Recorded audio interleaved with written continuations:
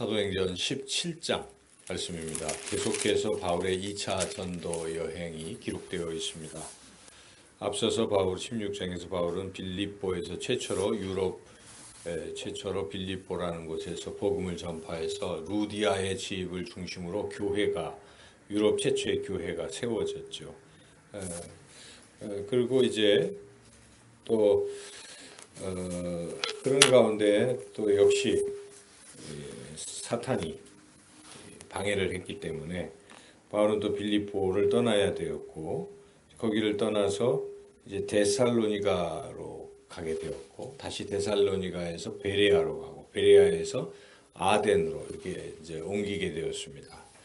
오늘 그 내용들이 기록되어 있는데, 우리가 깨닫게 되는 첫 번째 교훈은 사탄이 계속 끊임없이 방해하죠. 여기 보면은 복음을 전하고 그러면 꼭 유대인들이 여기 와가지고 또 바울을 계속 이렇게 핍박하고 하는 모습을 보는데, 사탄의 사주로 그러는 것이죠.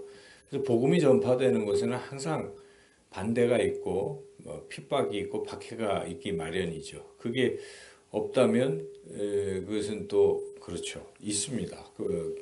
사단이 아직도 존재하기 때문에 그런 것이죠. 그러나 우리가 깨닫게 되는 것은 아무리 반대를 해도 성령이 역사하셔서 야손의 집으로 지금 들어가서 끌려 나올 뻔했는데 이미 다른 곳에 피신이 됐다든지, 이렇게 성령님께서 복음 전파자들을 인도하시고 보호하시고 하신다는 것이죠. 그래서 우리가 복음 전파할 때 항상 방해를 예상해야 합니다. 방해는 있는 것이구나. 그러나 성령께서 방해를 이기게 하신다는 것도 또한 믿으면 우리가 기도하고 성령 충만해서 이 전도하는 것을 멈춰서는 안 되겠습니다. 둘째로 오늘 본문을 통해서 또 깨닫게 되는 것은, 이 복음 전파자들은 항상 이 복음 전파가 삶의 전부인 것 같습니다. 그런 태도로 살아가는 게 참 중요하죠.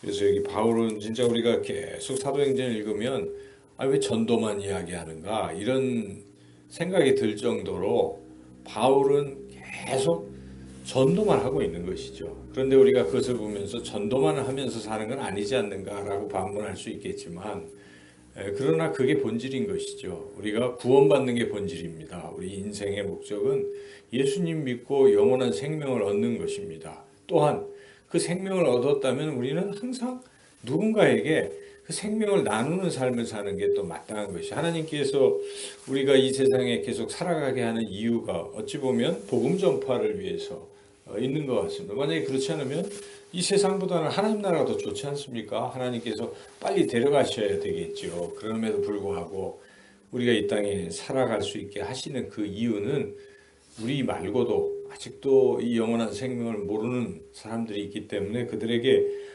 복음을 전하라고 이렇게 남겨두시는 것입니다. 우리에게 건강도 주시고 물질도 주시고 이런저런 것들을 자꾸 주시는 이유는 그것을 통해서 복음을 전파하라 하는 것이기 때문에 우리는 바울처럼 복음이 우리 삶의 전부가 되어야 됩니다. 바울은 오늘 보면 어디서든지 다 복음을 전해요. 가는 곳곳마다 복음을 전하고 누구를 만나든지, 여기에 보면 심지어 아테네의 철학자들, 스토아 학파의 철학자들, 이런 사람들 앞에 만나서도 변론까지 하면서 그들에게 복음을 전하는 것입니다. 누구에게나 핍박하는 자들에게도 복음을 전하는데, 우리가 뒤에 계속 가서 이제 읽어보면 한 26장 이렇게 가면은 자기를 핍박하는 자들 앞에서도 또 뒤를 돌아서 복음을 전하고, 왕 앞에서도 전하고, 아그리빠 왕 앞에, 바울은 누구에게든지 막론하지 않고 항상 담대히 예수님이 구원자이시다. 예수님은 죽은 지 사흘 만에 부활하셨다. 우리가 예수님을 믿으면 우리도 부활한다. 영원한 생명을 누린다. 이것을 바울은 항상 담대히 전했던 것이죠. 그래서 우리도 바울처럼 복음 전파가 삶의 전부가 되어야 됩니다. 그것이 기쁨이 되어야 됩니다. 행복이 무엇입니까? 다른 사람이 구원받는 것을 보는 게 행복이 아니겠습니까? 어떤 분이 에머슨이라는 시인이 그 시를 썼잖아요. 내가 행복한 것은 내가 이곳에 있음으로 말미암아 누군가 행복하다면 나는 그것이 행복이고 그게 내 인생의 성공이라고 그렇게 말하지 않습니까? 그래서 우리는 항상 누군가를 행복하게 하면서 사는 것이 인생의 목적일텐데 그 가장 중요한 행복, 가장 큰 행복은 구원에 있는 것입니다. 그래서 복음 전파가 삶의 전부가 되는 것이죠. 바울은 복음 전파를 삶의 목표, 목적으로 삼고 살아갔다는 점이죠. 세 번째는 듣는 사람에 따라서 구원받는 것이 결정된다는 것입니다. 하나님은 모든 사람을 다 구원하기를 원하십니다. 그리고 바울을 통해서 하나님의 사람들을 통해서 끊임없이 복음을 전파하지만 그러나 구원받는 사람이 있고 못 받는 사람이 또 있지 않습니까? 못 받는 것은 본인의 책임이라는 것이죠. 그래서 오늘 본문에 듣는 태도에 따라서 구원받는 것이 결정된다는 것을 분명하게 보여주고 있습니다. 여기 도시가 데살로니가가 있고 그리고 베레아가 있고 또 아덴이 있어요. 그 각 지역마다 믿는 사람의 수가 어떻다 하는 게 소개되고 있는데 처음에 여기 데살로니가 사람들도 그래도 꽤나 믿었습니다. 우리 한번 4절을 읽어보겠습니다.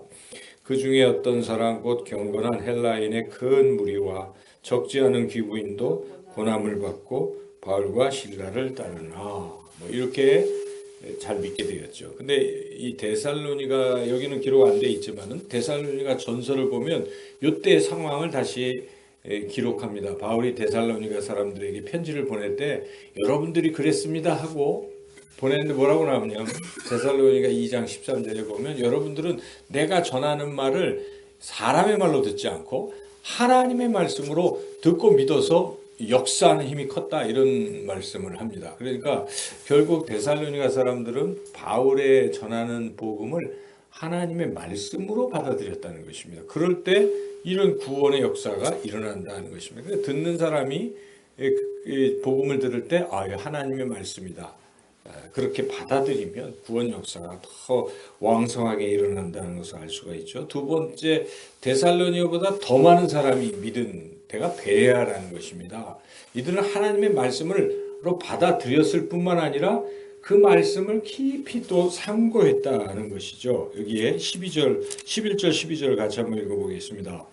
베레아에 있는 사람들은 데살로니가에 있는 사람들보다 더 너그러워서 간절한 마음으로 말씀을 받고 이것이 그러한가 하여 날마다 성경을 상고함으로 그 중에 믿는 사람이 많고 또 헬라의 귀부인과 남자가 적지 아니하나. 이게 더 많이 믿게 되었다. 그 이유는 말씀을 하나님의 말씀으로 받아들일 뿐만 아니라 받아들인 말씀을 어떻게 하는 것입니까? 날마다 계속해서 깊이 생각하고 묵상할 때 더 많은 사람이 구원을 받는다는 것입니다. 그러니까 우리가 말씀을 듣는 태도를 잘 생각해 봐야 됩니다. 첫째는 하나님의 말씀으로 받아들이고 두 번째는 들은 말씀을 맨날 이 되새김하듯 깊이 생각하고 묵상하는 이런 시간들이 많아야 됩니다. 많으면 많을수록 우리 믿음은 더 커지는 것이고 그리고 구원 역사는 더 많이 일어나는 것이죠. 그러나 한편으로 여기에 대조적으로 아덴 사람들은 믿는 사람들이 매우 적었습니다. 여기 보면 그리고 아덴 사람에게 전한 말씀은 설교문 자체가 굉장히 길게 이렇게 바울이 전한 것을 여기 기록하고 있죠. 바울은 또 그 눈높이에 맞춰서 그들이 알 수 없는 우상을 섬기고 하니까 그 우상부터 시작해서 많은 신들이 있지만 그중에 가장 뛰어난 분이 하나님이십니다 이렇게 증거하면서 예수님의 부활을 전하는 내용이지 설교의 내용이. 근데 그렇게까지 열심히 전했지만 구원받는 사람의 수가 그리 많지 않았습니다. 34절을 한번 읽어보겠습니다. 몇 사람이 그를 가까이하여 믿으니 그 중에는 아레오바고 관리 디오누시오와 다말이라 하는 여자와 또 다른 사람들도 있었더라. 몇 사람이 그렇게 바울이 애쓰고 수고하고 길게 설교까지 하고 그들의 눈높이에 맞춰서 많이 전했지만은 구원의 역사는 별로 일어나지 않았습니다. 그 이유가 무엇입니까? 이들은 말씀을 듣는 태도가 영 잘못됐습니다. 듣는 것을 하나의 철학의 그 쟁론거리, 변론거리 정도만 알고 그냥 토론만 하고 있는 것이지 하나님의 말씀을 듣지 않는다는 것입니다. 여기에 보니까 그 변론하는 거 17절부터 시작되는데 한번 읽어보시죠. 회당에서는 유대인과 경건한 사람들과 또 장터에서는 날마다 만나는 사람들과 변론하니 18절 어떤 에피크로스와 스토아 학자들도 바울과 쟁론할세 이렇게 해서 말쟁이가 무슨 말 하는지 들어보자 이런 식으로 하니까 구원의 역사는 일어나지 않는다는 것입니다. 그러니까 결국 하나님의 말씀을 자신의 어떤 생각으로 재단하거나 뭐 그냥 하나의 그 재미나는 거리 정도로만 생각하는 태도를 가지고는 구원에 이를 수 없다는 것입니다. 이 사도행전 17장에서 우리에게 보여주시는 것 분명합니다. 듣는 태도에 따라 어떤 사람들은 많이 믿고 어떤 사람은 몇 사람만 믿고 이런 것이 결정된다는 거예요. 결국 듣는 태도에 따라 우리 신앙도 마찬가지입니다. 어떤 분들은 신앙이 점점 커지고 굳어지고 이런 분들은 어떤 분들입니까? 결국 믿음으로 듣는 아멘으로 화답하고 항상 간절히 사모하고 말씀 가까이 하고 뭐 이런 분들은 믿음이 점점 커지지만 뭐 설교 시간마다 졸고 말씀 들을 때마다 딴 생각하고 듣기를 싫어하고 이러다 보면 결국 믿음은 점점 나약해지고 나중에 자기 믿음을 지킬 수 없게 되는 것이죠. 그래서 예수님도 분명히 그 씨 뿌리는 비유를 하시는 것입니다. 그 씨 뿌리는 비유의 의미가 무엇입니까? 듣는 태도에 따라서 다르다는 것입니다. 길가 또 그렇죠. 여러 그 밭들 좋은 밭 이렇게 말씀하시는 것은 그렇게 말씀하시는 거죠. 그래서 오늘 이 말씀을 통해서 다시 한번 정리한다면 아무리 반대가 있어도 성령이 역사하심으로 우리는 믿음을 가지고 복음 전파를 쉬지 말고 어디서나 언제나 누구에게나 전파해야 되겠고 그리고 듣는 사람들에 따라서 결정되므로 우리가 꼭 기도해야 될 내용이 무엇이겠습니까? 하나님 말씀을 듣는 분들의 마음의 문을 열어주십시오. 우리가 간절히 기도해야 돼요. 그래야 그들이 마음의 문을 여는 것입니다.